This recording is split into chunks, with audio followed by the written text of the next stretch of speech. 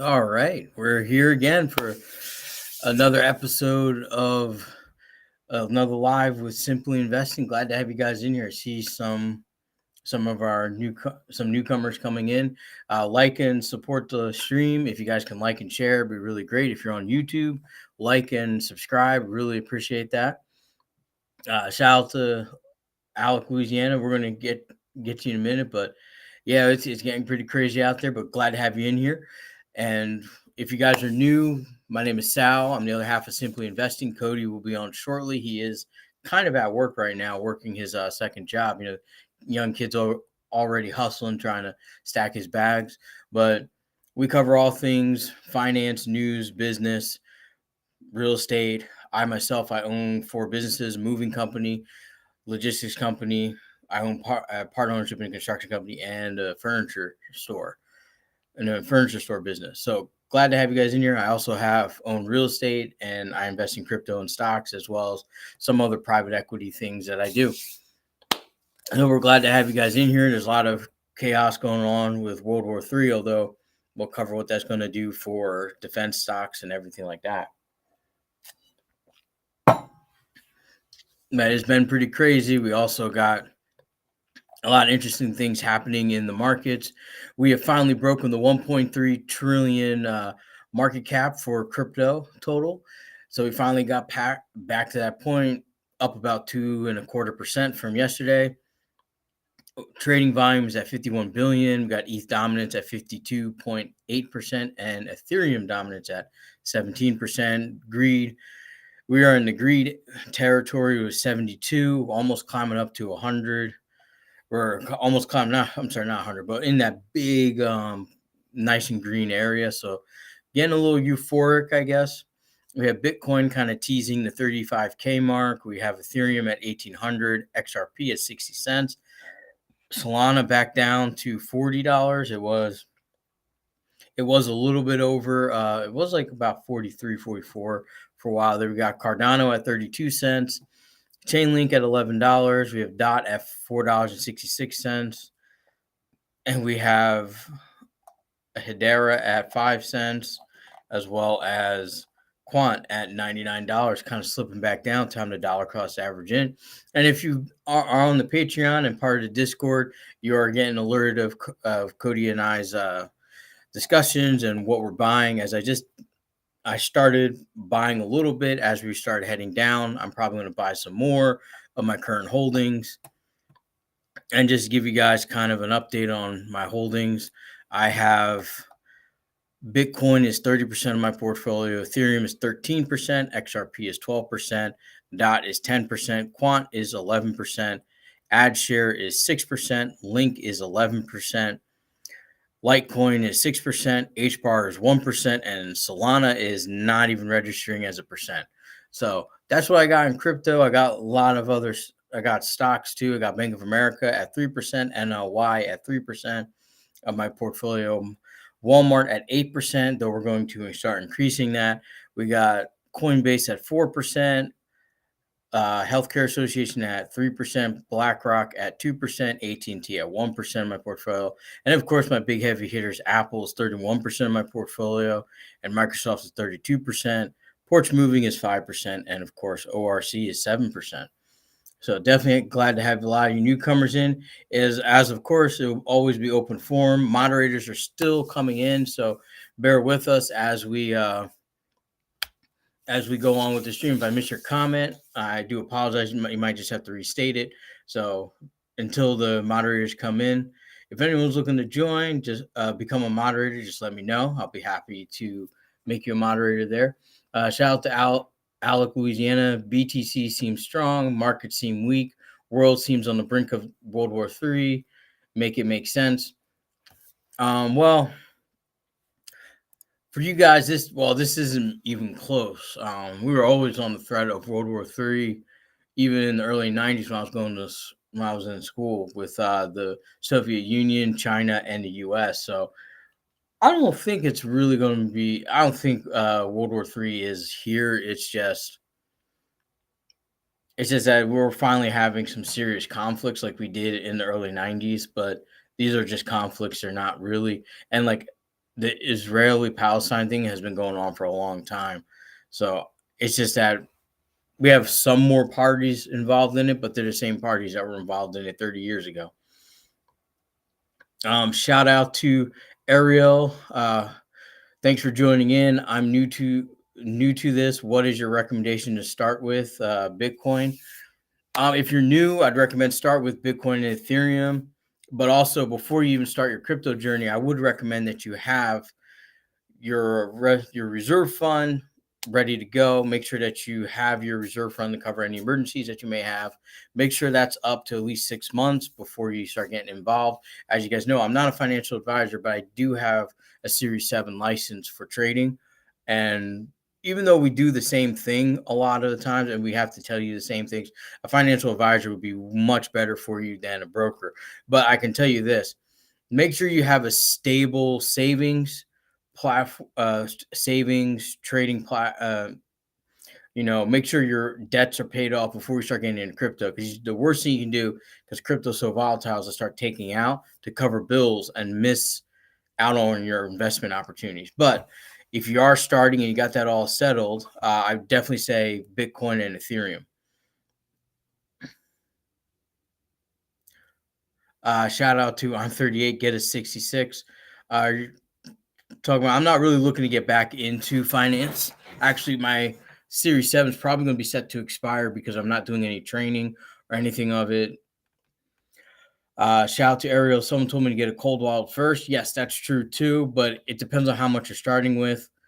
Like if you're starting with dollar cost averaging with a couple $100 every 2 weeks or once a month, you can always order your hold wallet, build up while you're waiting for it to come in, get it set up and transfer everything in.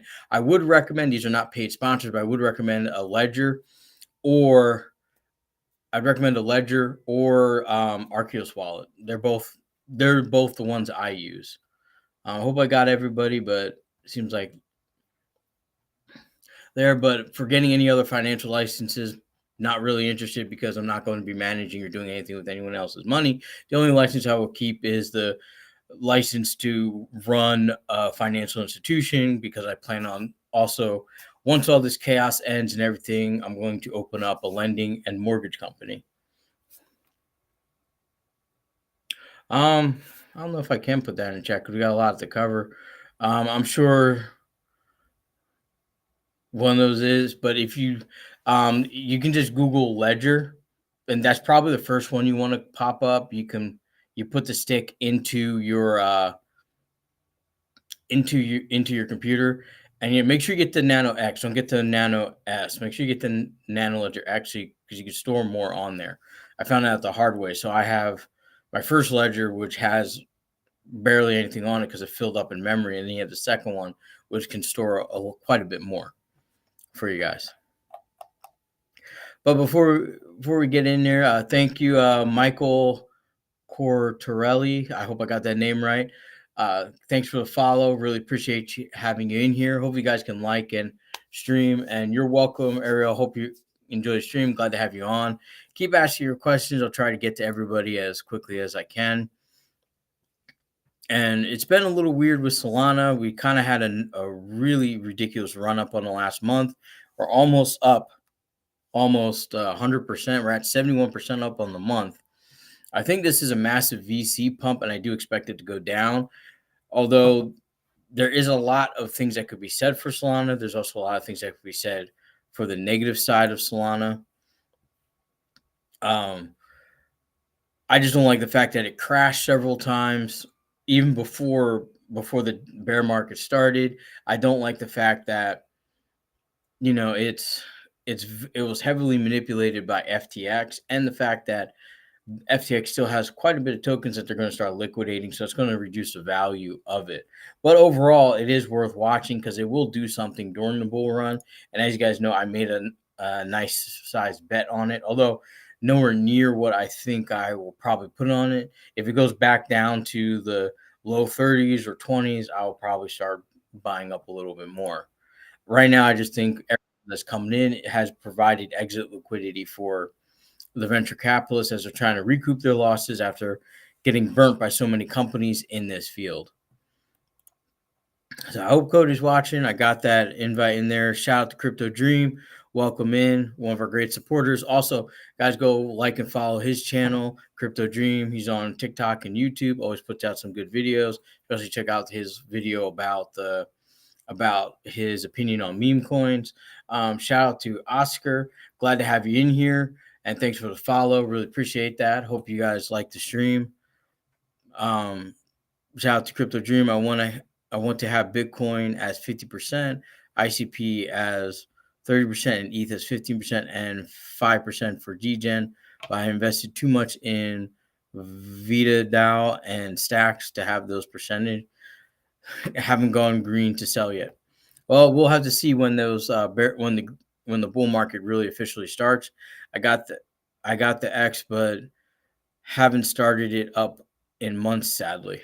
Well, we want to make sure you get those cold storage wallets. But if you have any ERC tokens, make sure you keep ETH in your wallet so that you can trade them out in time, so you can make sure that you can get the profits you desire off of it. Another thing I want to talk about is I think it's I'm gonna check here PayPal, Cody.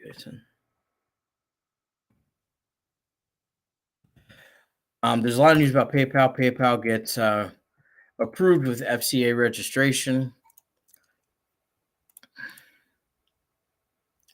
So let me share this page. Not that.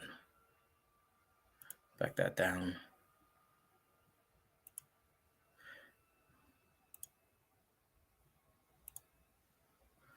Oh man, it keeps opening on the wrong one. Okay. Text. Let's see if I can get this article to pull up. There it is. Yay. All right, got it over there. Sorry about that, guys. We do this live. Got quite a few followers on YouTube as well, and a few people on a couple people on Twitch and Facebook. So glad to have you guys in here. So PayPal receives the FCA registration and can now operate as a UK crypto service provider. Shout out to Legenti, great supporter of ours. Glad to have you back in. This is a little kind of scary because I don't trust PayPal at all. I don't like their. I'm not a big fan of their stable coin because PayPal, even non-crypto stuff like their credit cards and stuff, if they decide to, they just shut it all down. I actually was using PayPal for my business in 2021, and they just completely shut me down. Sorry about that, Cody. Let me get you in here. Okay, there you go. Got you in, Cody. No, sorry about that. No, you're good. What's up? I just thought I'd join the stream while I'm working. No worries. But I had PayPal for my business, and they'll favor the customer side, even though my company has an ironclad contract. They'll still favor the consumer side rather than hearing both sides and then making a decision. So they automatically locked up several $1,000s worth for my business. Luckily, I was able to pull it out in time because I was just using it to collect funds, and then I would send it to my bank account. And they couldn't pull it out of my bank account, so they just kind of pulled it out of the PayPal account. And so I just stopped using them because they just locked down everything. Shout out to Fat Boy Reddit. Almost sounds like Fat Boy Reddit. Glad to have you in here. What's a project that not everyone is privy to yet? YOLO. I would say ad share. Monetizing ad revenue for the play to earn games on crypto has not. I mean, let's pull that up too while we're here, because that's a good one that hasn't even been hit yet. Not a lot of people know it. Not a lot of people are following it, but it has a lot of potential. I know right now it's down 75% on the year, but it has such an important realm in this. Now, this is not a paid advert. As I said, anything I do talk about, I generally have my money in, which is ad share. Like I said, I have. was it 6% of my portfolio invested in ad share. So I'm looking for a big pull up on this. Like I'm a don't I couldn't even tell you a good dollar amount, but if I had to say, I would say we're probably going to get back to the $6 to $7 range that it was in 2022. But that's if the play to earn really takes off and Rockstar's GTA 6 starts to play to earn. We may even see $10 on it, but that's a big if. But that's a 6% bet to where if I lose it, I'm not too worried about it. I understand that the liquidity is not all the way there, so I might not even be able to sell it. So there's a lot of risk involved in it. Yes, ADS. If you're on the YouTube side, it has like an AD red symbol. Shout out to Temple Jackson. What's up, buddy? Glad to have you in here. Hope you're having a great day. Hope you're enjoying the stream. Go get those bags and everything. Oh man. And shout out to Mike. Was that Charlie Myers? I'm sorry, Charlie Myers for I don't know if you're in or watching, but glad to have you here. If you are, definitely DM me your questions. You definitely been supporting from the shadows, so I really appreciate it. Shout out to Tommy, welcome back in. Glad to have you in. Hope you guys enjoy the stream, and shout out to Crypto Dream. I don't know if they still attached to eBay, but I forever banned from eBay, and they won't let me. They won't tell me why because of security reasons. So I have a grudge. They're still part of it, but they just separated their own companies. You want to know who I? Oh, go ahead, Cody. Oh, I'm sorry. I was just gonna say, you want to know who I got ad shares from? Who's that? Alex Becker. Do you know who Alex Becker is? Yes, I heard about him. I that's where I got ad shares from. Alex Becker is really good at finding low cap gems like ad shares. Like he talks a lot about the gaming sector and like low caps. He's mainly a guy for like lower cap coins. He's not like a BTC Ethereum guy. He's more low cap. And he really doesn't like Ethereum either. He says that it's gonna fall apart. Um, I mean, anything's possible. Shout out to Tommy. I put 20K into Bitcoin. I'm going to put 20K into Pepe. Pepe, I'll see you guys at the moon. Shout out to Fatboy Reddit. Alex who? It's Alex Vec, you said? Alex Becker, Alex Becker. Becker. There you go. Alex Becker. He has a big YouTube channel. Mm-hmm. Yeah, so but that would probably be the best one I would say there, Fat Boy, that it would go up in the best under diamond in the rough, I guess you could say. Best diamond in the rough. It is definitely a good pick in my opinion. And I'm probably going to keep dollar cost averaging in it. Shout out to CEO of my life. Thanks for the follow. Really appreciate you joining in here. Definitely, and keep in mind, definitely need to find a way to reach out to more women, get them in on the stream because I'm looking at my analytics on my channel, and I think 17% of our viewership is women. So, and it looks like that seems to be the trend with all other financial channels. So, everybody needs to know finance. It's not just a gender-based thing. Everybody needs to understand this and understand how to grow and make the best decisions they can. But as always, make sure you guys definitely get a financial advisor because I can tell you, even I have a financial advisor. We went over like 5 years ago, my plan. And I said, this is what I want to earn in a year. And he said, well, okay, this is how you're going to get there. This is how you're going to get there with what you're building. And every year I sit down, we go over, and starting next year, I'll be giving him some money to manage for me too. Cause I really just pay him to help me get a third party view, of my businesses and where I'm going and how I'm going to get there. So it's always good to have that. You know, speaking of demographics, I am seeing more and more women getting into like finance and investing.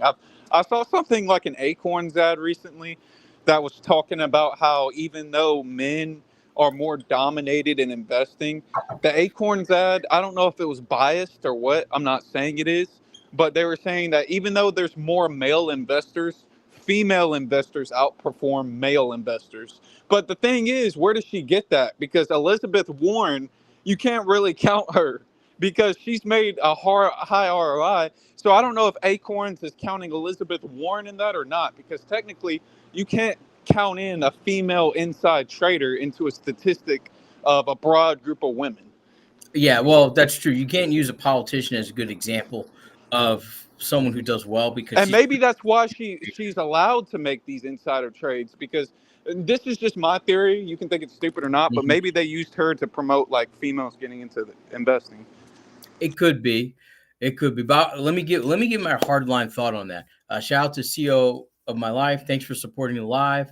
Shout out to Tommy. Do you recommend keep my coins of crypto Coinbase on Coinbase? What and transfer it to a hard wallet? Well, I'll answer you first, Tommy. You should always go to a hard wallet. Always transfer your stuff off a hard wallet because if Coinbase declares bankruptcy, which I don't see as likely given their track record and their profits and their earnings.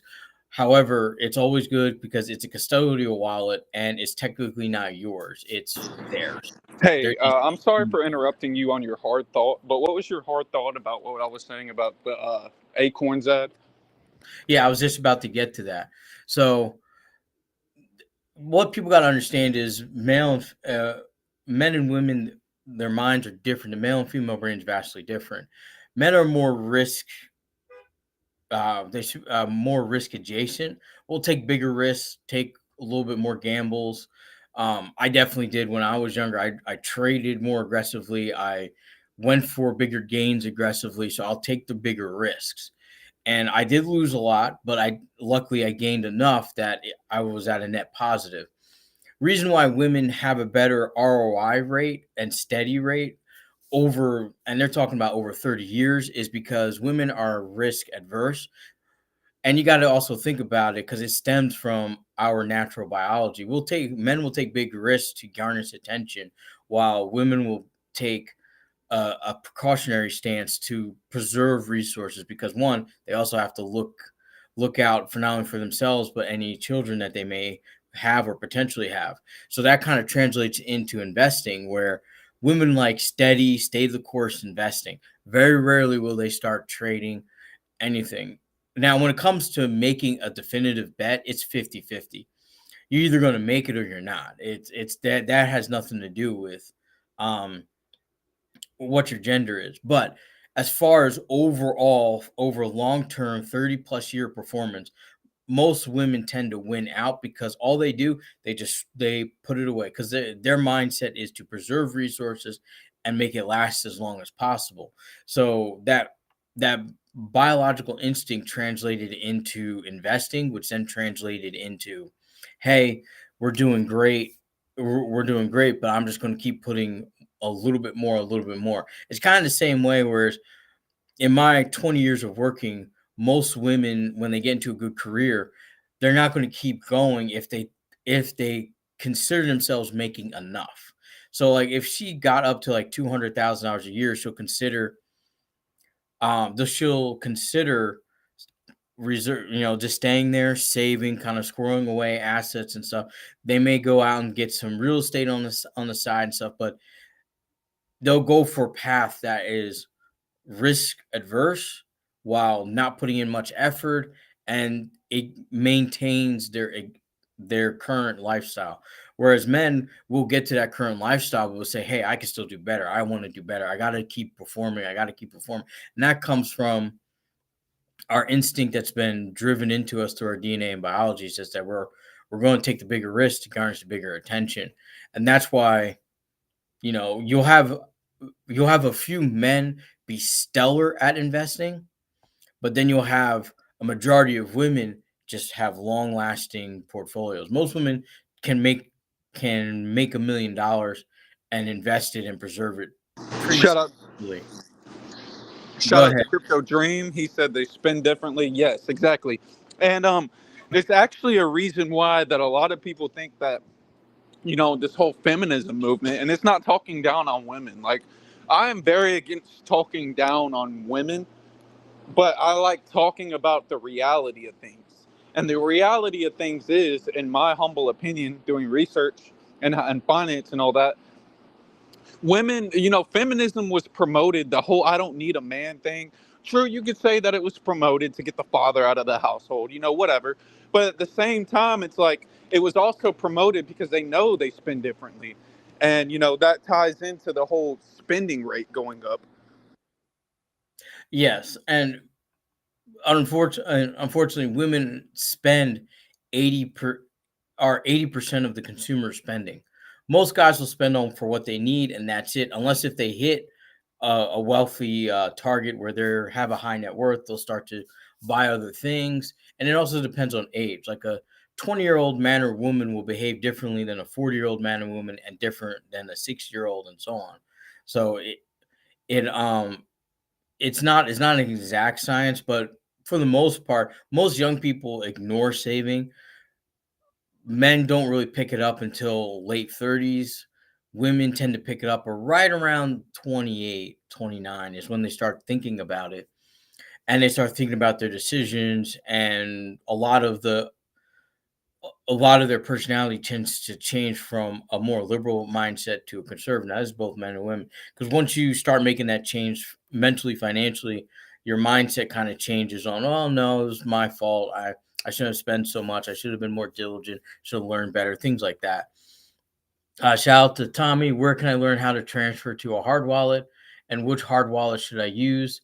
Uh, Tommy, we're Cody and I are both going to say Ledger. A Ledger Nano X is probably the best one for beginners. Pretty simple. There's a lot of instructional videos on. Well, actually, if you're buying off of Uphold and Coinbase, they actually have a lot of transition videos, so they can teach you how to transfer it out, transfer it in, and things like that. Why there's a cost every time you do it. So but I think the Arculus one is also straightforward, and it utilizes your phone, so you don't always have to have your computer. I know a lot of people don't have a desktop or a laptop that they can just leave at home with the ledger always on in it. Yeah, it's good to charge your ledger every now and then. Like, I'd say every 2 to 3 months, what I'll do is I'll get my ledger and I'll charge it up to 100%. And then that 100% battery will last me another 2 months because I don't use my ledger that often, especially since I don't have Atom anymore. In Polkadot, it automatically claims your gains. On Atom, it just goes into your spending balance, and then you have to convert it using your ledger. On Polkadot, it automatically goes into my staking balance. And I wish Atom would have that to where you can just auto compound it, but they don't. But anyway, Ledger is my favorite hardware wallet. I don't care what anybody says about the subscription BS. You can just ignore it because every time I get the notification, I just ignore it. I don't subscribe to the seed recovery phrase because I understand that right now in my life, I live with family. My mom is trustworthy. She knows about my crypto. My dad is trustworthy. He knows about my crypto. And, my brothers, everybody's, good people in my household. I don't really have to worry about them. Yeah, exactly. And shout out to El Ginty. My cousin lost 20K on an investment, and she won't invest anymore because of it. Yeah, that happens. That happens with a lot of people. You lose bad on one, and you never get back. You never get back into it. Kathy Woods must be an anomaly. Yeah, she's not. When it comes to making specific bets on companies, there's a lot. There's only been one good person, and his name is Warren Buffett, that has been an actively good at picking investments, and I guess kind of his buddy Munger, but really no one else has been that good. Shout out to Tommy. Then Ledger's better for a long term. If I want to do day trading or swing trading, it wouldn't be good with the charges you mentioned. Yeah, you need to keep, but you need to have it on like a, even still, you have to use a brokerage for trading, Tommy. So then you're going to get hit with fees no matter what. That's why Cody and I do long-term investing. We find a project or stock or whatever it is, an investment opportunity, understand the risks, understand the business, understand what they're doing, the project, everything, how they're making money, and then we invest accordingly. And we usually hold for a long term. A lot of what we have profit points, but we're still going to be holding. Like Bitcoin, I'm probably going to be holding for a long time. And shout out to Stack and Rack, like the name. Thanks for the follow. Appreciate you being in here. Let's see if we can break our record tonight of 21K likes. And let's see if we can get a record number of people so we can keep sharing and liking that stream so we can get more people in. I'm going to be posting the link to join soon. But if you want to cam up or just come on live, you don't have to cam up. You can just, use an avatar logo or whatever. Definitely join us on YouTube. The link's going to be in the description for you guys.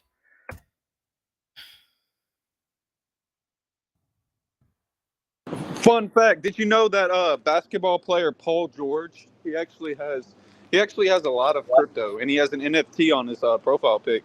But I think Paul George has like, if I'm not mistaken, close to $1 million in ETH. Like Paul George is stacked on ETH. For all you guys who care about basketball, you know about basketball players. Paul George has a lot of ETH. Yeah, there's a few celebrities that are invested in ETH, but I think a lot of them got burned during 2021 by kind of investing at the top or getting involved at the top. I don't think a lot of them will take any sponsorship deals either because of the FTX Drake fiasco. has been in Bitcoin since 2016 because Kodak Black, rapper Kodak Black, he did an interview, and he said that in 2016 Drake gave him 300,000 worth of Bitcoin, and he still has never sold. Kodak Black has that same 300,000 that Drake gave him, and I think that's smart. Oh yeah, that definitely was smart because he's definitely worth a lot more now than what it was when he was given it. And speaking of Bitcoin, it's going to keep rising in value. I know there's a lot of naysayers, especially since there's a lot of anti-crypto people posting right now saying everything's going to zero, it's all fake and everything. It's kind of the same rhetoric that people said about the stock market in the 80s, 90s, well, and 70s too. Don't invest, blah, blah, blah. But let me tell you a story. My dad invested in IBM in the 60s. He just kept investing, kind of dollar cost averaging. Every time he got paid, he put a little bit of money in it, a little bit of money in it, a little bit of money in it, and by the time 2000 like 15 rolled around when he cashed out his stock, he had made like over, I think 1,200% gains on his investment because of all the stock splits and everything. I think it came out to 20 years of dollar cost averaging and then stopping for like 15 years, right? 15 years and putting back in and whatever he was doing, he got, it was like almost $1 million just on IBM stock because he was buying it when it was in his 60s with 60s value money. The stock splits tend to be like 5 for 1, 7 for 1, 10 for 1, and then he never sold it back when they did company buyback. He just held it and he used the dividends to reinvest into it, so it just kept getting bigger and bigger and bigger. That's how you should really invest in anything. And crypto is kind of the same way. You're just coming in at the very, very beginning of it. Even though it's been around for 10 years. I mean, the stock market's only been around for about 150 years. Like the stock market isn't that set in stone. Like that's the exchanges and everything. That's all new. And back in the 1800s, late 1800s, the stock market was exactly like the crypto market. A wild west, anything goes, and there was absolutely no regulation back then. There was no Yes, FTC, there was no nothing. you're exactly right. There was no regulation in the stock market back in the 1800s. It was like the Wild West, kind of like how crypto is now. Yeah, but the crypto does have the FTC and the SEC, so and the FBI. So those organizations didn't come about until the 1930s, and the FBI wasn't around, I think, until like the 19 until early 1900s. But those guys will definitely help protect you. Whereas back in the day, there's the infamous scam where there's two guys selling stock of a railroad to Vanderbilt, and they would sell him like 2 million worth of shares, and then they would print 2 million more. So every time he kept buying, they'd print more, buy, print more, buy, print more. So it's crazy, but scams like that can't happen because you now get punished for it. Shout out to El Genti. Michelle Singletary wrote an article with the title "Crypto is not the key to Black generational wealth." It's on the Washington Post website. Oh yeah, well, let's go take a look at that. See if we can pull that up. Who made that again? Michelle Singletary. Crypto is not the key to. Oh, wow. Thank you, Google, for spying in on us. Automatically pulling up as soon as I start typing it in. Washington Post is trash news. Yeah, most news sites now, or even newspapers, are key, but no one method is the specific guaranteed way for generational wealth. And two, I can tell you, being on Wall Street for 9 years, there really is no such thing as generational wealth, because what happens is the first person, let's just take the Rockefeller family or even the Vanderbilt family, first person made the wealth. His, like Vanderbilt, he made the wealth. Second, his son enhanced it. After that, it got blown, it got spent, it got blown away, it was gone. And unfortunately, like usually by the third generation, the wealth is starting to dissipate. By the fourth generation, it's all gone. Yeah, that's exactly what happens. By generation 3 and 4, the wealth is gone, especially if there's not a lot of financial education in the family. It's like Yes, generation 3 and 4, it's either gone or something happened. exactly. Shout out to Up Isimoff. I hope I got that right. Thanks for the follow. Appreciate you joining in here.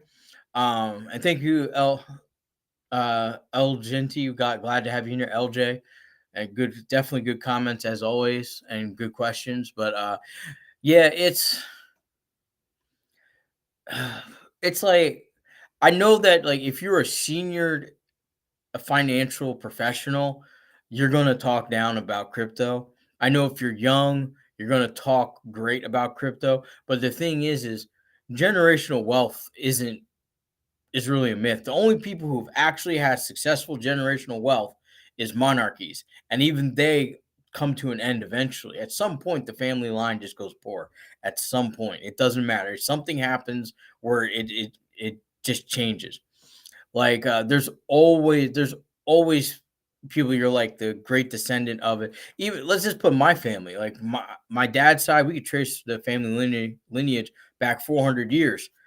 Somewhere in the first 100 years, it was very wealthy merchant family. The last 300 before now till now, we weren't really that wealthy. It were just average people.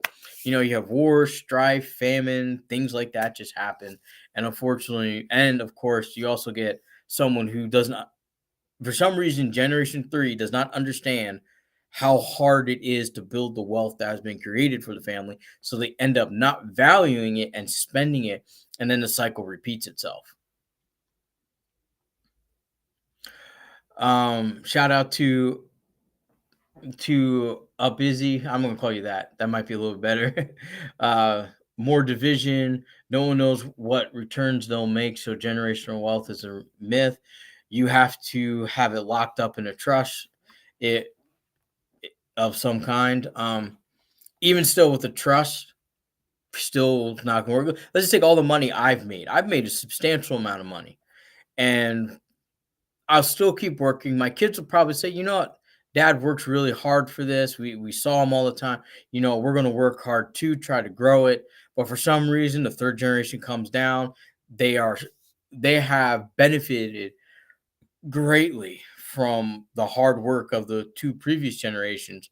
So they didn't see like the staying up till midnight, burning the midnight oil, the facing bankruptcy all the time, competitors trying to take you out, legislation and government trying to take you out. Think just weird shit happening, bad economies, good economies.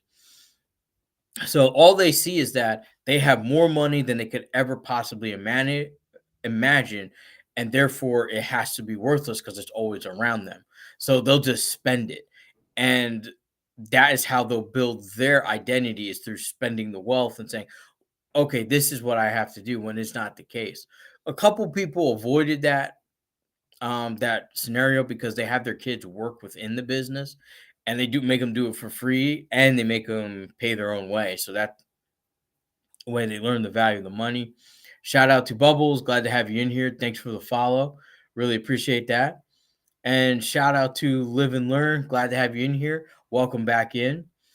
Um, but yeah, I could already tell where this article is going, especially when it says if someone purchased 1,000 of cryptocurrency from the top 1,000 currencies in 2017, they would have lost nearly half its value over a 5-year span.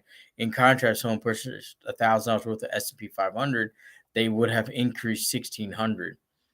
That is true if you just did a blanket investment like an S&P 500 index fund. However, the difference is that there's still quite a bit of unregulated businesses involved, so there's a lot of scams that tend to pop in and out through this, through the crypto industry. So you got to know which one you pick. But it's the same thing. You can invest in a company on the stock market and it goes away. Individual investing, that's what crypto really is. There is no fund for individual investing on the crypto market because they come in and out. So a lot of them devalue pretty quickly. And I just don't think it's a good comparison because we're comparing two investment avenues that are in two completely different times in their life cycle. Like the stock market is stable and set, whereas cryptocurrency hasn't even gotten proper regulation yet. So they're still kind of working on it. Shout out to Live and Learn. Hi there to you too. Hope you're having a great evening. Tons of scams on either side. Yeah, believe it or not, there's actually more scams in the stock market than there is in crypto. There are far more Ponzi schemes in the stock market, especially around day trading and hedge funds. They're all a lot. There's more money lost there than there is in crypto. I mean, you're looking at like $100 trillion market, worldwide market cap, versus a 1.3 trillion market cap. A lot more money to burn in stocks than there is in crypto. Especially since I think it was like 2010, they realized that there was like 10% of the 10% of the stock trading were done by Ponzi schemes during the 2000s. That's crazy. Shout out to Up His True due to volume. Yep. Now there's a lot of risk in crypto getting in at the beginning, but the only way you can mitigate that risk is doing great research and due diligence. So, and if you guys would like to join in or comment a question, definitely do it. Shout out to Freedom Fighter. Glad to have you in here. Um, hit the guest icon in the bottom left hand of the corner. Definitely happy to have you on one at a time. Speak your thoughts and everything, especially about generational wealth. What's your opinion? Definitely want to have you get on live. But overall, we're glad to have you guys definitely in here. But anyway, back to my PayPal. I was going over PayPal. I'm I'm not too trustworthy of PayPal, and I'm definitely not going to be using them to as an exchange to buy crypto off of. But if anyone has the money to push regulation forward and get everything squared away, it's definitely going to be PayPal. Unfortunately, they just have enough money to do it. Now, in the US, they might make them do a separate business under them for the crypto, but they're already in the banking field. But I just don't like the fact that they're very willing to shut someone off if they don't like you. So they're definitely going to seize and lock you out of your crypto. So I would like to see legislation around the custodial wallet to behave like the DTTC. And I think maybe have a version of DTTC for crypto. This is like stocks where even though it's in a custodial wallet, there is a file with everything that you have in there. That'd make people feel more comfortable and have more people join in on crypto there. I guess Cody had to bounce out for a little bit. Uh, but overall, it's like I'm not liking. I'm not a big fan of PayPal. So I kind of hope they lose a lot of money off of it. But unfortunately, I don't. I think they're going to make too much money off of going into crypto. Unfortunately, and got to cover Chainlink a little bit. Also, they dropped a few videos on their YouTube page. Definitely would recommend you go check those out. We have Chainlink back in the high $10 range, so it's 10.97. Um, if it drops a little lower back into the single digits, I might go ahead and buy up a little bit more. As you guys know, my link is at 11%, but I can definitely raise that up a little bit. But I'm waiting for a little bit better prices. So, but overall, like it is one of my main holdings. I like where the potential is on it, but I do like that they're working very hard on interoperability and building up the speed of transactions on there. Not quite as fast yet as some of the others, but I think it's definitely a good one. Shout out to Head Cornerstone. Welcome in, buddy. Glad to have you in here. Link is my third biggest position. That's good to hear. Glad to see another Link fan. I know Cody's a Link fan, just doesn't have any yet. I think he's just kind of stacking Ethereum right now. And for those of you, if you are getting into Chainlink, just make sure you have Ethereum on your ledger so that way you can trade it out and make your profits. But Chainlink, we're looking at almost 48% up on the month. I don't think it's broken the $12 mark yet, but it's definitely getting there. Volume of it's almost 600 million of volume out of 6.1 billion market cap. I think total supply of Chainlink though is 1 billion, but we're still kind of sitting there. Overall, it's a solid project, solid all around, and it seems right now the community is growing. So this seems to be a good bet along with Dot. Dot definitely has a lot of potential too. Though, if you're staking it like I am, make sure that you de-stake it a few months before the proposed bull run, so that way you can get cash out your profits quicker. Shout out to Head Cornerstone Media. My average in Link is a little over $1. Uh, okay, I guess you had it in since the beginning. I did not. Welcome back, Cody. Oh yeah, sorry, my phone died. But yeah, I was just gonna add a few points. Number one, Chainlink is here to stay. I've already said that in 2021, Chainlink underperformed a lot of things. So it hit all-time high in May of 21, when everything all-time high in October of 21. But Mhm.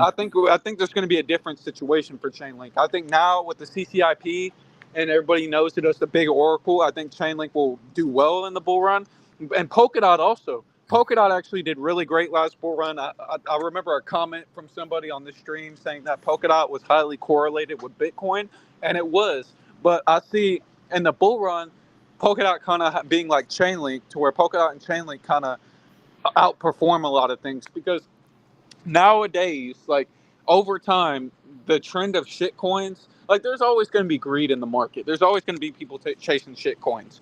But the overall majority, they're looking into blue chips like Chainlink and Polkadot. I was on Benjamin Cowan's stream. He did a stream with Coin Bureau and all them. Even Cowan was open to the fact that the other streamers on the stream were buying alts. He didn't criticize them.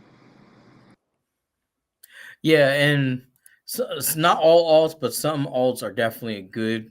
You need to take a second look at and really do your own deep dive. I think we did a couple streams about it. We also have a video link on our YouTube page if you guys want to check that out. Shout out to Head Cornerstone Media. Everything needs data, so Link will do very well, and they've been they've been building in the bear market. True, they just been going like crazy, and it definitely watching all their videos on YouTube. It gives me more confidence in it, so I'm investing more and more into it.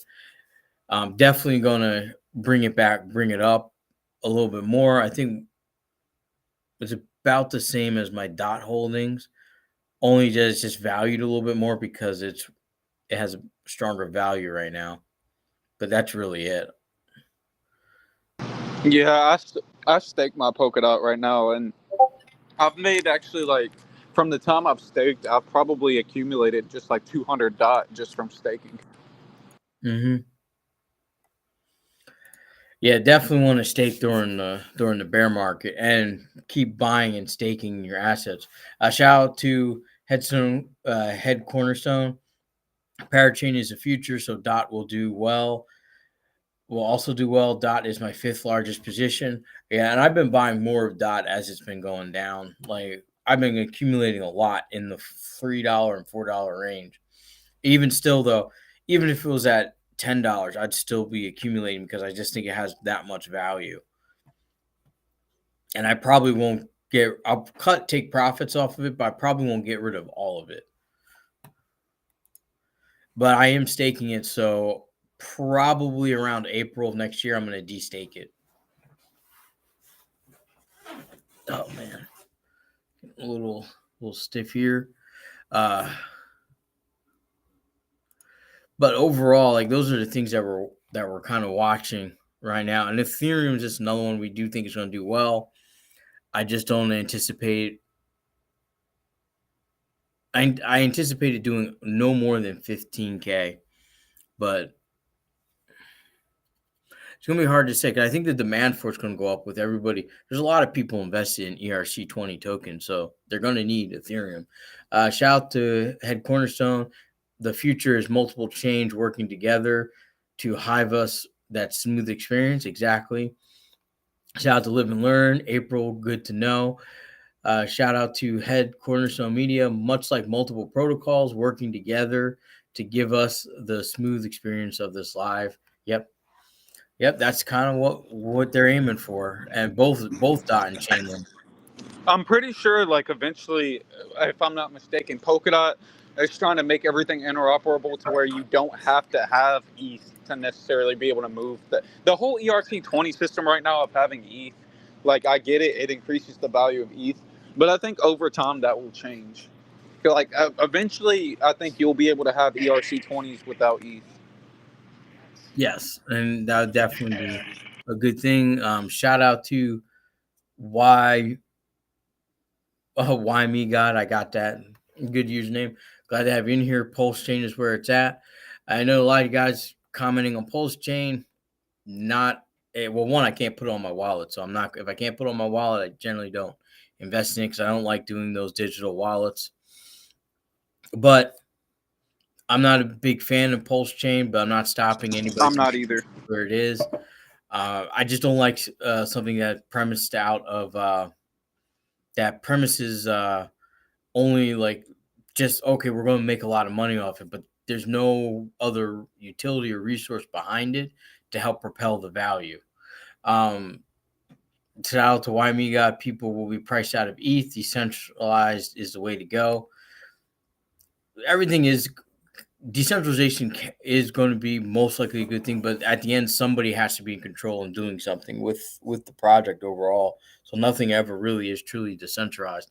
Even when people say Bitcoin is decentralized, someone has the source code, and someone out there has true control over it. So Yeah, especially with the mining. Bitcoin mining is very centralized. yep. I do want to say this. I know we're getting a little bit away from crypto, but the Feds are pausing interest rate hikes, but I do expect them to go up in January and February. They're only pausing it right now to help give people a good holiday season. So don't expect any rate hikes for November and December or January. February is probably when they'll start raising the rates again.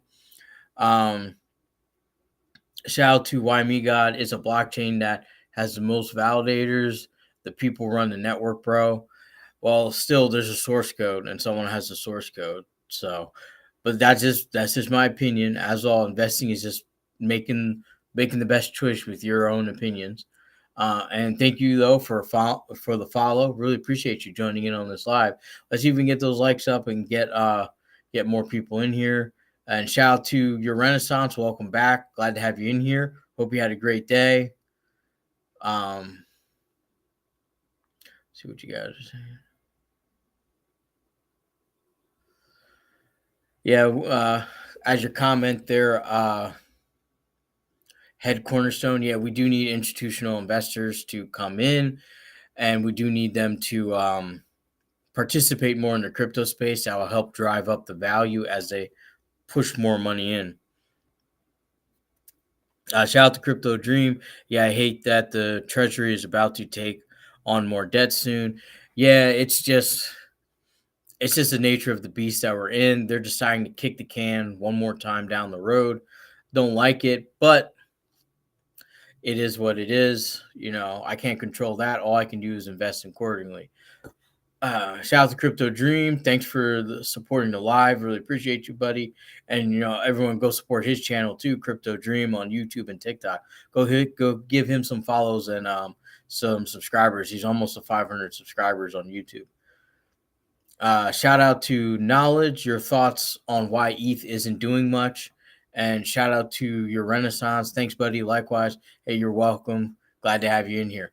The reason why I think ETH isn't doing so well is because there's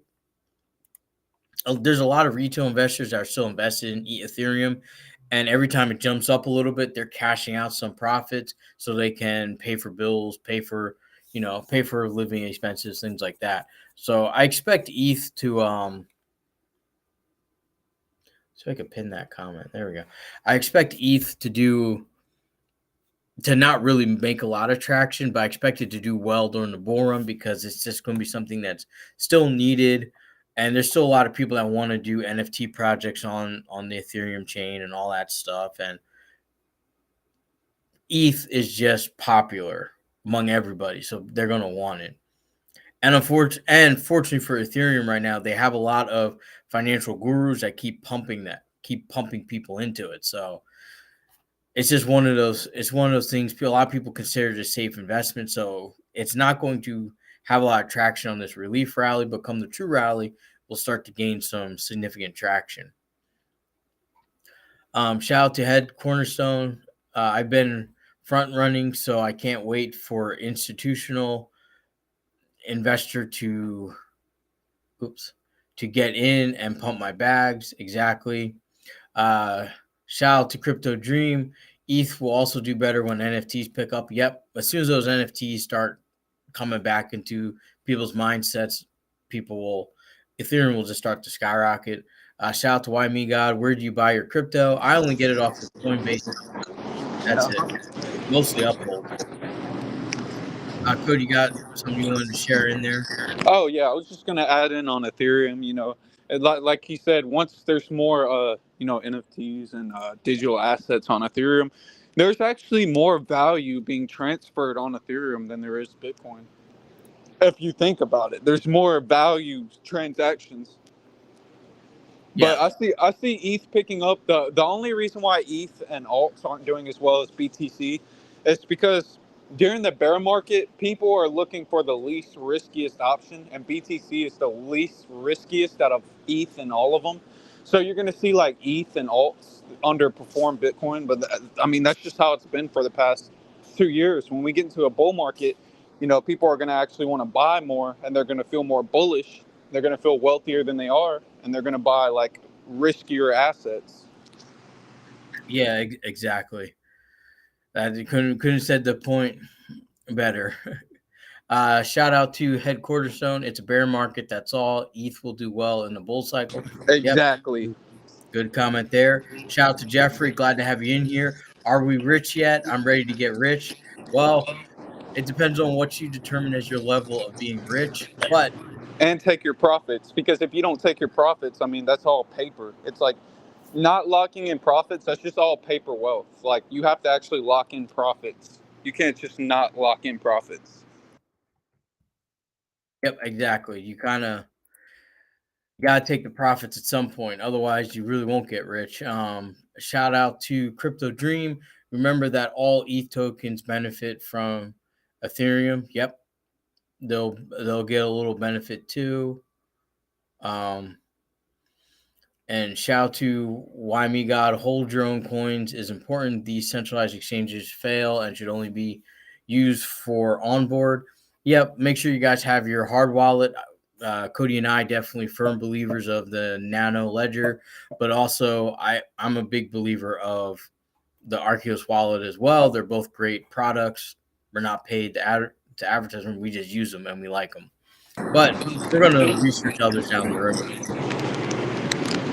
I'm very big on Ethereum though. Like I know right now a lot of people would tell me to buy Bitcoin, but I honestly want 7 to 10 Ethereum. Like having that much ETH in a bull run, like it's not that much right now, but when you have that much Ethereum, when it's 10,000 per coin, I mean, people are gonna be calling you up asking you for money because I remember back in 2021, these kids, this guy would hit me up every time ETH pumped and be like, "Oh, Ethereum's up. I just wanted to see if you're rich yet." It's like, trust me, people know. People keep an eye out. Yeah, people are watching you. People are watching me. Although I'm now in the a lot of especially people I grew up with or my same age are more upset with me than just following me now. Exactly. They're like, oh, at least I'm married, or oh, money isn't everything. But yet, back in my 20s, you were hating on me because I wasn't getting a college degree. Now look at you, you're in the hole while I'm up. Oh yeah, it's not the exact same thing for me. I had a lot of shout out to Well, Crypto yeah. joined in here. We'll get you on in your second Crypto Dream. Um, it's I got because as soon as I graduated college, I was just working, and all my friends said, "Well, you're always working, you're always working, you're always working," and now it's like, well, we got to keep working. I'm like, well, I could just sell everything and just go mind my own business. So, but I also had to take a sacrifice because I'm also not married and I don't have a family yet. So, you know, I made a lot of wealth early, but I'm not that old. Like 40 is not that old. So I can still live my life there. Shout out to Head Cornerstone. Uh, Locked in my cash profits, 17x. I'll buy back in when it drops. Say, there we go. Shout out to Why Me God. Made 155K off one coin on Pulse Chain with $550 recently. I don't know about that. But hey, if you made money, I definitely say cash out those profits. But that seems I like a don't. miracle pump there. It doesn't matter how high Hex goes or Pulse Trains goes. I will never buy it. And people would be like, "Oh, well, for the sake of making money, that sounds ignorant." Not necessarily when it comes to Hex and anything regarding that. I'm at the point where I just roll my eyes. Like, no offense to I anybody that likes Hex and Pulse Chain, but any hear serious you. crypto forum will literally laugh at you if you talk about it. Like maybe amateurs, they'd be like, "Yeah, man, I'll check it out and stuff." But anybody who's actually has experience and knowledge in crypto, they know not to mix with Pulse Chain and Hex. Hex and Pulse Chain, they only rely on newcomers. They only rely on newcomers. So I mean, if you're gonna dump the bag out on newcomers and make a profit, that's all good. But Hex and Pulse Chain itself, like regardless of what these people say, I'm just tired of hearing the same old textbook crap that they say. Yeah, I definitely can hear you. Especially anyone is like, I have the same thing with Bitcoin maxis. I have the same thing with XRP maxis. Like, yes, we heard. Be quiet. uh, shout out Exactly. to Shout out to whoops, kind of missed it there. Give me one second. Shout out to Leland's 74. Do you think XRP will be a good in the bull run? It will make money in the bull run, but there are better options for better ROI. It's just that XRP is just going to be needed probably to transact and shift money around. That's my belief on it. But I've been holding XRP for the last 2 years. I've been heavily investing in it in 2022 when it was in the 20 cents and 30-cent range. So even though I only expect like a couple dollars where the coin will hit like maybe 350 to 550 range, that's profit for me. But if you're getting in now, you'll still make a little bit of money, but not as much money as you put into Dot, Chainlink, or even Ethereum. Shout out to Ann Main. Glad to have you in here. You're 40. Yep, born 1983. I'll be 40 in 1 week, almost 1 week. So, but yeah, I'm definitely getting up there. Shout out to King Kong. Like the name, welcome in. Thanks for the follow. Uh, shout out to why me God. It's all about the money. Shout out to Head Cornerstone. I agree on Hex. Personally, I think Hex is a scam, Ponzi like. Shout out to why me God. Ooh, guys keeps commenting there. My money is laughing at the guy crying about Hex and Pulse Chain. I love my Hex read, so I donated freely on the fun of reading. Uh, shout out to your Renaissance. I guess you commented in there. I might have missed you. So I do apologize, buddy. Maybe it just got off my screen. If you did, I'm sorry, but if I missed, but glad to have you in here. Shout out to No, I agree with what NG Dub said. You know, a lot of coins do, but Hex and Pulse Chain itself, I mean, you can make money on it. I'm just saying, like, it does nothing. yeah, that is very true as well. But it's like you just got to cash it out, and it's getting harder and harder to cash it out. So, and you have to use Uniswap and all this other stuff, and so it seems like a waste to have. Like I made a lot of money, but I can't get it off. Uh, Shout out to Dot supporter, glad to have you in here. Caspa, yeah, we could talk about Caspa in a little bit. Shout out to Live and Learn. I'm 10 years older than you. Hey, I'm only 40, and even 50 is not bad because most of my people in my family live to close to 100, even on my mom and my dad's side. So I have a good chance of being in my hundreds. Shout out to Why Me Gods. You guys even know how to use blockchain. I'm sure Cody does. I know investments. So I know when something's a good investment, and Cody and my brother are really good at technology. So I ask questions to them and kind of learn from there. But I'm always glad that I look at the white papers, I read it, I do my research, and I try to understand it as best to my ability. Centralized exchanges are not real crypto. Well, they're not really exchanges. They're more like brokerages, and the custodial wallet, it is there, but it's just not your ownership until you move it to your hard wallet. But even still, a lot of crypto exchanges have a cooldown period, especially when you start your new account before you can move it out.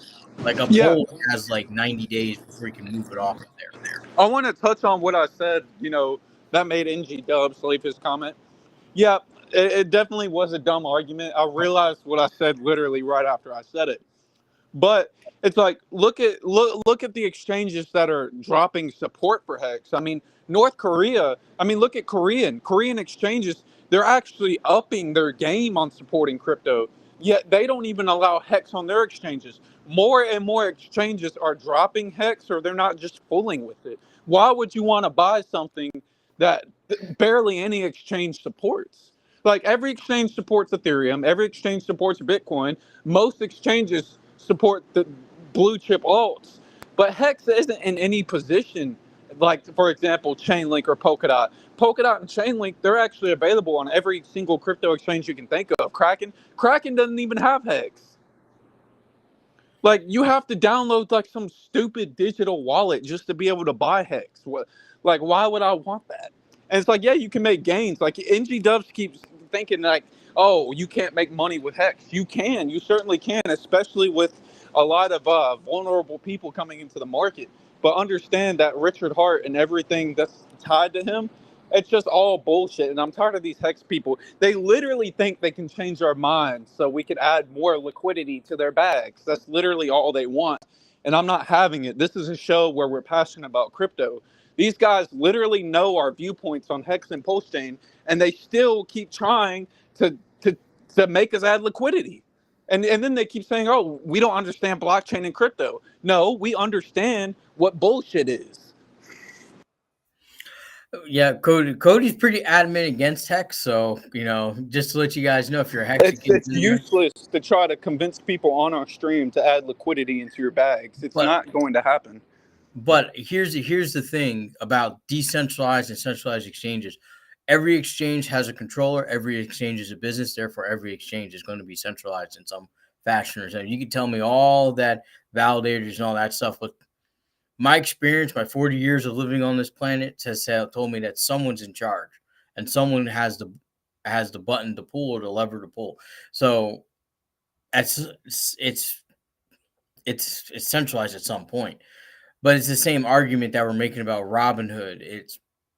It's not, those things don't work exactly how you think it does. Now with Uphold, because I've been using them for so long, I can get my crypto off of it immediately. I don't care where it goes. But as a business owner, I know that anyone that tells me I'm offering a cheap, no fees, none of this, a lot of bonuses, then I know your service is probably questionable, because anyone that has true value makes you charge for their service. It's just the same way with a luxury car. If it's truly a luxury car, they're not budging on the price. They're going to tell you, hey, you either got the money for it or you don't. We know our value. That's how I operate. But any exchange, Trust Wallet and Meta Wallet, I don't trust them to begin with, because there's a source code, and I know enough about computing to know that as long as I have that source code, I could do whatever the hell I want. So therefore, whoever has that, it's centralized.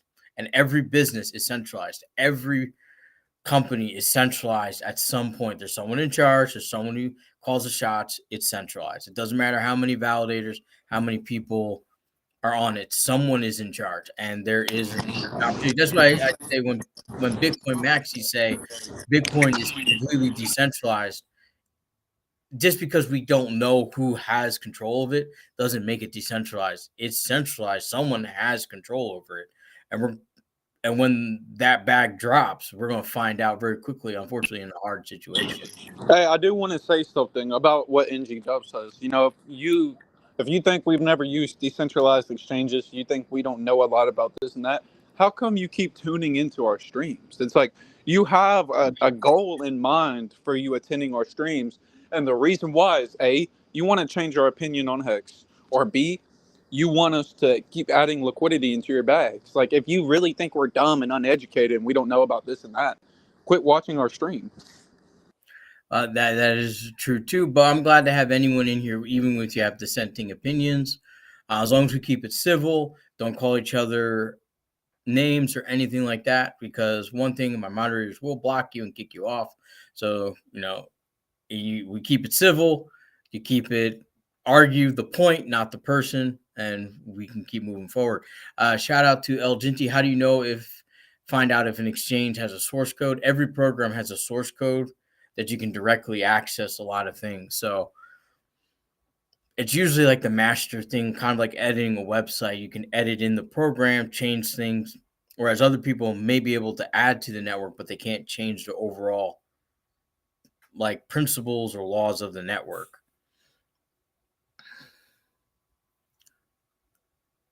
Let's see here. I guess we all reached the end point of that. Um, I know Crypto Junior's probably going to come back on in a little bit, but definitely glad to have all you guys in here. But let's because the only place I could actually look up Hex is on here. So let's take a look at Hex, and let's take a look at this month, see how it fared. So went up 173%. I really want to know why hex holders keep coming into our stream. Like, I want to know. There's an agenda behind it. But for all you Hexicans, I'm a little curious as to why you know the volume trading's in the millions while the valuation's in the billions, 1.5 billion. So that to me seems a little fishy. Like we shot up over. I'm looking at only a few million, whereas similar projects have been in the hundreds of millions with better values. But if I look at it over the 1 year, we're down 78%. We have that pump didn't even get us back to where we were at the beginning of the year. Whereas if I pick a different one, we're going to see right away that let's just let's for sake NG, of point because they want to talk about XRP. Let's talk about XRP. like I said, he keeps leaving like LOL comments and he keeps laughing and saying that we don't know this and that. Like I'm really curious, NG Dubs. Like I know Sal, I know you like everybody watching our stream, but I'm a little more different. It's like, why do you keep coming to our stream if you think we're uneducated on what you're on? It's like we made it clear that we don't like Hex, and then you keep laughing at us. It's like, is that what you join our stream for? Like, because I mean, we just don't entertain that. Like, I'm curious to know why, NG Dubs. You leave a lot of comments. Please tell me why you watch our stream. Like, I want to know why. Shout out to Head Cornerstone Media. I dropped 10K on Sol at $11. I'm selling when it hits all time high. Sol really is Web2 technology. Yeah, I think after the FTX debacle, a lot of things slowed down with Solana, but who knows? It may come back. Shout out to NG Dubs. You say you know about Hex. You guys know nothing about it. But you see, that comment kind of strikes me as the same thing that everyone has told me about. Like even when I was trading in the 2000s, when people came up to me about, the Madoff fund, is that people said the same thing. You say you know, but you don't really know, and it's like I'm scratching my head because you can't have that consistent of a performance. It just doesn't make any sense. And now that I've lived, 20 years longer from when that happened, I'm now like, okay, that this really doesn't make any sense. Make any sense. And Hex sounds like a lot like everyone else that said, we're promising you great returns, we're promising you this, we're promising you that. And then all of a sudden the creator has hardly the factors of wealth, and then it grows into, oh my God, it's got he's showing like, well, I'm wealthy, this is what it made me. And it's just weird. I watched a lot of his interactions on a lot of the shows, and even when he was on a live broadcast podcast with Fresh and Fit, he seemed to. He gave me a lot of scammer vibes. I'm just saying. So even hey, if I miss out, I miss out. To me, and I was like, oh well, I missed out on a lot. I missed out on Amazon.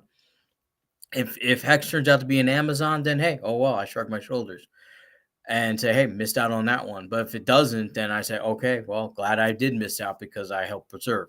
So, but at the same time, I can't exchange the hex coins for money. It's just like a roundabout way to do it. And every exchange is dropping it, so I can't sell it there. So what the hell? So you got to transfer, you got to go to Uniswap, transfer it to a stable coin, and then transfer that, and then try to sell that. And that just seems too complicated. I need a quicker exit in and out.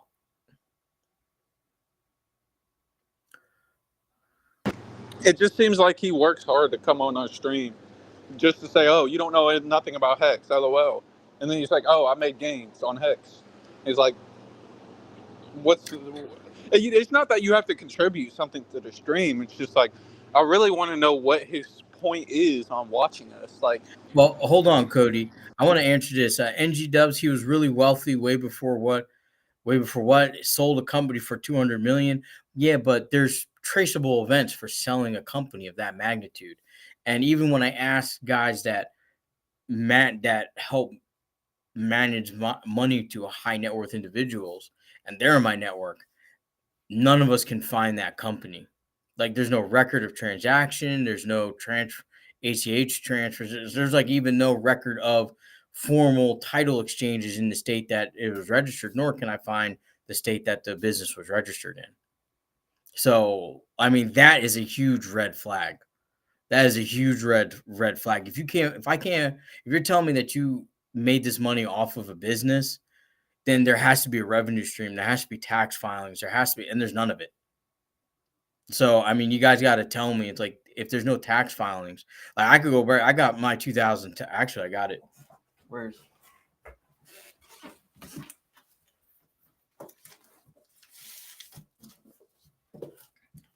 all right? I'll show you guys. And I'm not even that big. Here's my tax filings right here. 2022. See how big this binder is? Look at it. It's huge. I have this. You can go to IRS, bam, right here. They could pull the exact same thing up. All my taxes, all the stuff paid. $200 million. And this is for just a 7-figure business. And all of what I did last year in 2022, which is nothing compared to this year. The thing is though, when they keep saying about that business, I can't find it. So I'm just curious as to what it is, because like every time the name is brought up, I can't find it. I can't research it. I can't do anything.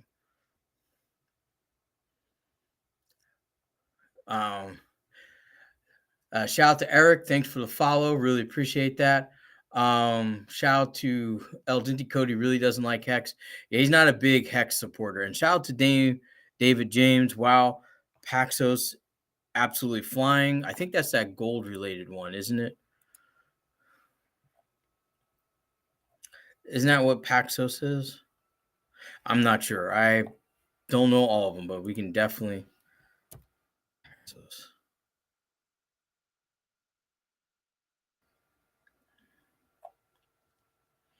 I don't know, but David, you might have to give us a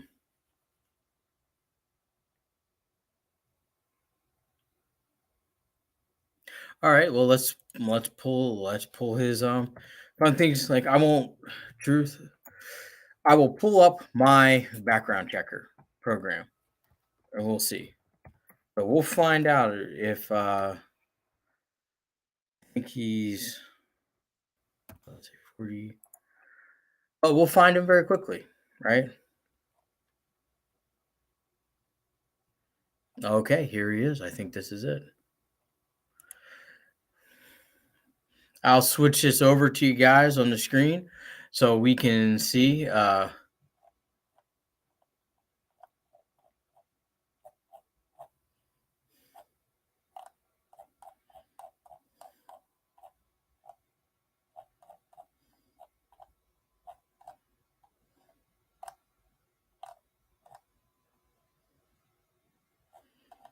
I don't see it. Let me see if I could look up. So nothing pulls up under Richard Hart. I mean, nothing. Like I can't find him on there. So let's pull up.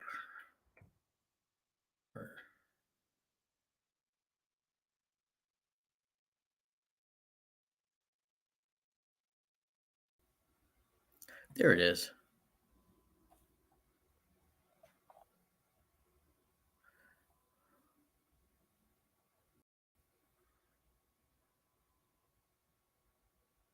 There he is. Okay, got his last name. Okay. All right. See how easy that is? Just quick Google search. Now I can input that data in here. We're gonna see. Once I pull this up, I can find everything about you: your tax records, your where you live, how many phone numbers you have, how many email addresses you have.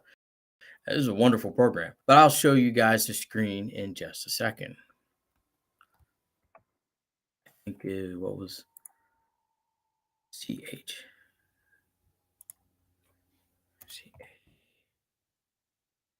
ULR.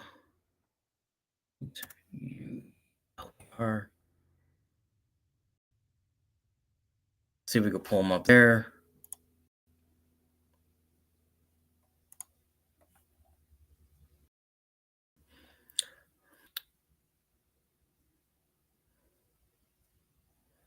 Okay, I got a couple things. Let's see what his age is.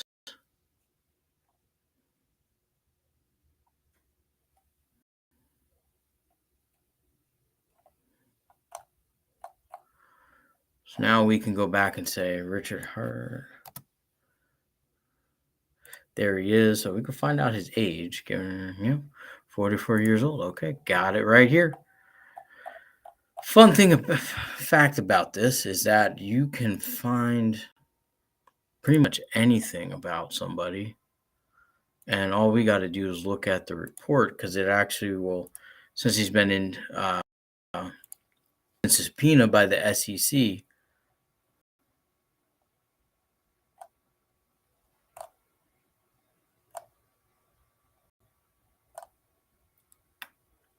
So let's see. We're gonna see there, guy.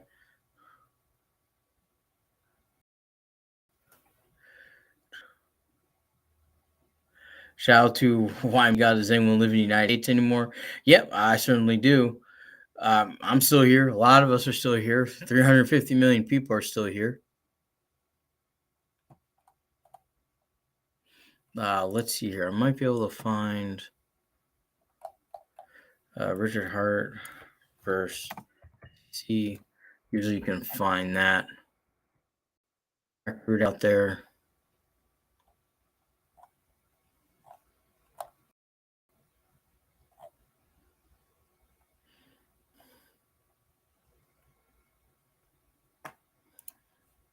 Okay, let's see here. Pulling it up.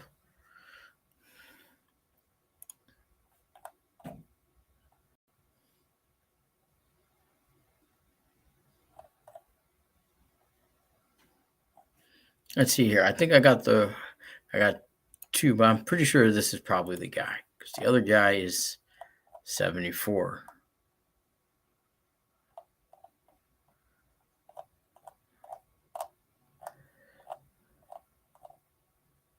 Yep, that's the guy. Okay, so now that I pulled up his record, I found his record for you guys.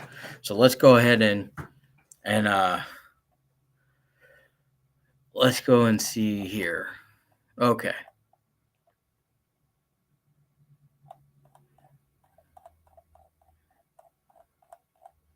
Well, it's got a lot of numbers. It's got 1, 2, 3, 4, 5, 6, 7. For a wealthy guy, he seems to change his phone number a lot. That's a bad sign, number one.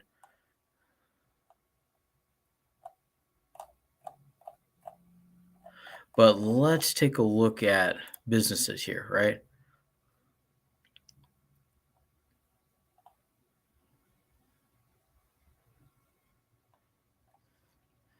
Okay, so businesses that you guys are talking about, he has Audio S to C Inc., Doom Research and Doorstream Research and Development, Efficient Streams Inc. Let's see here. Breeze Air Conditioning. Huh. Okay, it's a little weird. Some of those, not sure. But here it is. Audio Ecstasy, for profit, founded January 10th, 2000, inactive 2015. So inactive means, what that means is it was not sold, because it would say either sold, defunct, which means the a state or federal government shut it down. Inactive means it got stopped registering. Now, this is just the filing for it. Not really. We could let's go take a look at where that property is. Let's go over here. Let's go to Google. I'm gonna do this deep dive since we really want to get involved in it. We're gonna showcase this. So go look up this info here. So yeah, this was less than 10 years ago, but I'm gonna share this tab here. This is where that audio SCC business was registered at. This does not look like a place for a successful business. Now, if one as you get bigger, we all understand you got to start somewhere in the garage or everything, but your most recent filing at the time of business closure shouldn't be here. So that what it means is they probably filed it, did something with it, stopped it, and I don't think anything really happened with it. But let's go back. Let's go back. Let's go look at another one here. Uh, contact, amendment. So 2002 was the last annual report filed, meaning That was the last report of registration filed. So that means it's been inactive, and it was just like kind of cut loose there. But we have Door Stam Research and Development, right? Founded in 2003, inactive as of 2020. Let's take a look at this property because this is 2020. It was is where this business is registered. So let's take a look at this one. So that's pretty recent. That's during the pandemic.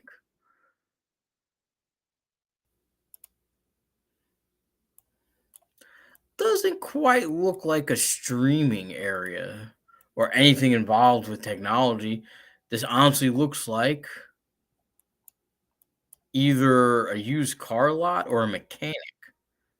And I think it's a mechanic.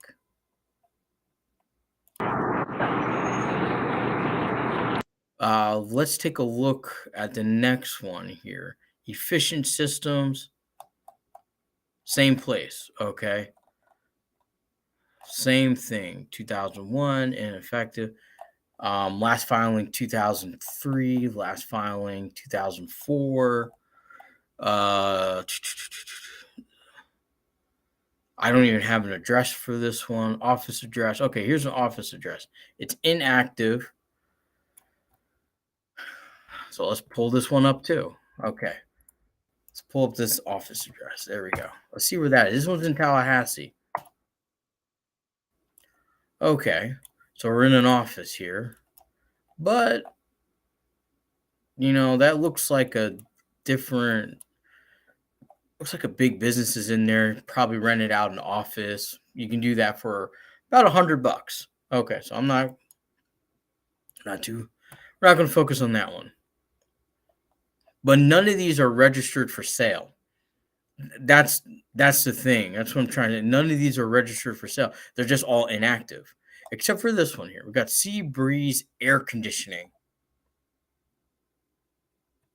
active,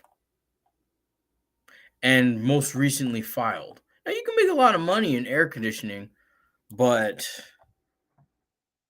let's take a look at that office address again. This is in Fort Lauderdale, and it's registered into an office in Tallahassee. So once again, we're registered in this little area right here, this little house right here. And don't tell me that you use a rental property because no one has their business pertinent information sent to anything other than their home address. So I have a feeling this has got to be what he registers as a home address, or he has a relative there. However, let's go and look at. You can do a virtual business address, but you still have to physically get paperwork. Like the state, local governments, everybody, all the government forces, they are they send you mail. You have to have it, and they come to your place of business to inspect to make sure you're actually a person. So, but like we're talking about Fort Lauderdale, which is on one side, and he's registering the business in Tallahassee, which is about 500 miles away. So it's an air conditioning company. Like which way? Yeah, the mail could be forwarded, but you still have to. In order for you to be registered, you had to get your business license, and you had to get your business license through an in-person inspection. Now, I started a business in Florida. I know exactly how they do it. So I have a feeling. I said this one's up to date, and it looks like it's been running, and he might be doing very well off of it, but not as well. Up here it is. This isn't a business that was inherited. So I bet you this is a family business that now has him as the controller or the owner of it because it was established in 1983 and he was 6 years old at the time.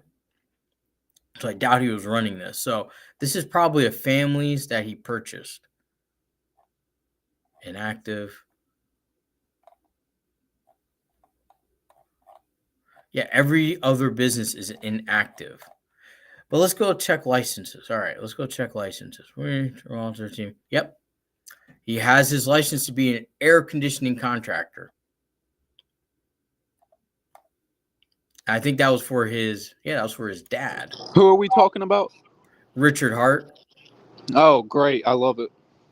So it looks like his dad owned owned it, and I guess he took over ownership, but he does not have his license to work. It's all registered in his dad. Um, he was a mortgage broker, but that's expired, and he was working for somebody that was expired. Another mortgage broker individual. Okay, that's himself, expired. Okay. All right, let's go to this 2001 bankruptcy,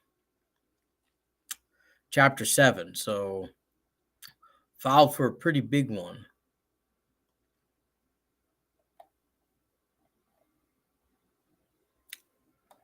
Looks like that's it. Filed, but discharged. So, I think it was dismissed. Has a previously owned property, no current owned properties, and nothing else. But we could certainly check this here.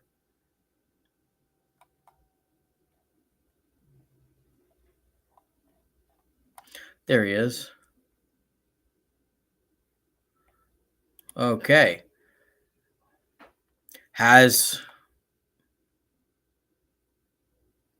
This is a guy. 2001, charged for battery. 2001, charged for aggravated battery and assault. For Richard Hart.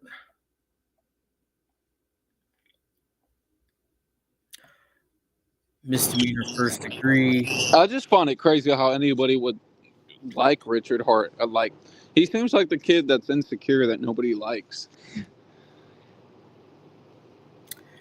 Yep. Pled guilty, pleaded out a sentence, and actually because of the assault and battery, I'm guessing it was directed towards a woman because he was registered on the list for a little bit as Because he's a mandated beta. court. Because So Richard Hart is a beta male. And people who, a lot of hex holders, they see something in common with Richard Hart. And that's the only, because I have nothing in common with Richard Hart. You know, I don't, I'm nothing like him. I can't even listen to him speak for 5 minutes. The people who can, it's like they have a lot of similarity with him. Betas. let's see. You said shout out to NG Dub. So 25. So he was born in 19.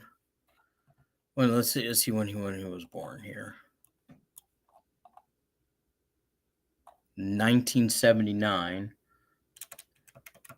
plus 25.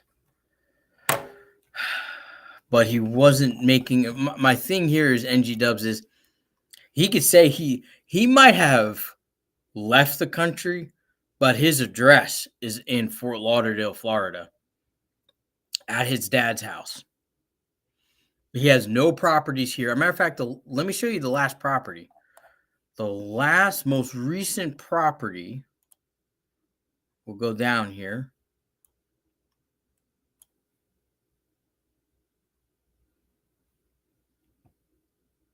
See, ownership history.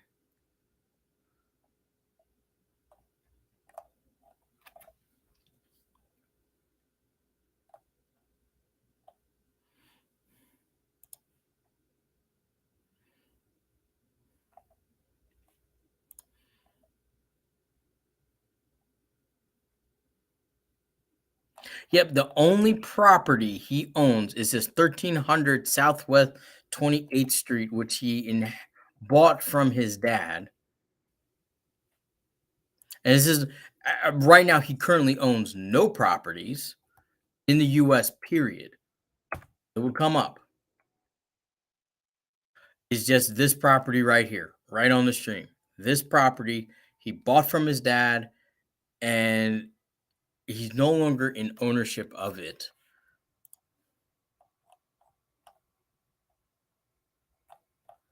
said previously owned. So, and he bought it as of 2015. I don't know. Doesn't seem like a billionaire lifestyle to me. I mean, I could look up Jeff Bezos on here too. Google Richard Hart, and it's not even just Richard Hart. A lot of these celebrities and people you think are wealthy, they're not as wealthy as they say they are. Like, I wouldn't be surprised if Richard Hart only has like maybe 3 million at that, access. He doesn't seem to have the lifestyle of somebody that's 500 million plus. And that whole like altruism crap, that whole SBF crap. Like, if anything, if he's living that way of, oh, I drive a Corolla and I don't flaunt my wealth, which is not Richard Hart because he flaunts his wealth. It's like he's not living the lifestyle that is his net worth, but at the same time, he claims he's not altruistic and he flashes his wealth. So he tries to be half and half. You're just trying to hate on him and find things against him. No, I could apply the same logic to Hex and you. It's like they try their hardest to say the good things about him, but it's like you act like we can't do our own discernment and form our own opinions. Like, you have your opinion, I have my opinion. I don't understand why you keep having a problem with my opinion on Hex. And that reminds me a lot of Richard Hart. Anytime an interviewer would question him or have any type of discernment, he'd go straight to the insults. That's what NG Dubs and Freedom Fighter and all these Hex holders do. They don't let us have our own opinion. They got to keep going and going. It's like nobody's trying to hate on nothing. I just don't like Hex. You keep coming on the stream and you keep promoting it. Instead of just watching and enjoying the stream and us talking about crypto, you keep talking about Hex and then you throw LOLs and laugh and throw insults. It's like, dude, it's not that serious. It's like, I have my own opinion. You keep coming on the stream with an agenda. You're obviously not trying to watch it. You're just trying to make us fill your bags. I've watched his videos from 2017. You don't understand. I've watched every video you can think of on Richard Hart. I spent 2 hours of research, actually 2 or 3 weeks ago. I stayed up for a good amount of the night doing research on this man. I have every reason to hate him. You act like I'm just uneducated. I'm stupid. Like, I've done hours of research on Richard Hart. Hours. Yeah. Well, I think we're gonna cut it there for the stream because, like I said, I just went through his background. Most, like even Jeff Bezos, we can pull up and see his ownership of the company, of of his percent, even like old filings of Amazon and proof. But the thing is when I look it up, I could see what's going on. With Hart, I can't see what's going on, other than the fact that there isn't too much going on, other than just simple businesses. At Guys, like, Crypto Dream, he said time shows all, and if you end up right, you can have the last laugh. There are just too many red flags. That's literally all we're saying, and he keeps like throwing insults, acting just like Richard Hart, like the LOLs, the laughs, the you're uneducated, blah blah blah. It's just, dude, you're just embarrassing yourself. You're embarrassing yourself. well, like I said, it's up to you guys to do your own research. This is the kind of stuff I'm talking about. I do have to get going because I have a few people calling me from one of my crews that are still out for moving. So I hope you guys had a good time. Chatting will definitely be back tomorrow morning. Well, I'm sorry, not tomorrow morning because I'm actually going to be going out of state for the weekend. So I will try to see if I can get that stream in with Crypto Dream in the evening. We may not, but I do appreciate all you guys joining in. Hope you guys do your own research. Don't invest more than you're willing to lose. I'm sorry if I didn't get to all the comments because every time we talk about Hex, it's like the comments seem to just be rolling. So, but without that said, like and subscribe, follow us on YouTube, subscribe there if you can. Really help us out trying to get to 500. Go to Crypto Dream. Follow his channel as well. And join us always for lives on TikTok. Hit the follow button. And make sure you hop on every time we join live. Other than that, we appreciate all your guys' support. And we're going to check you guys later. Have a good evening and have a safe weekend.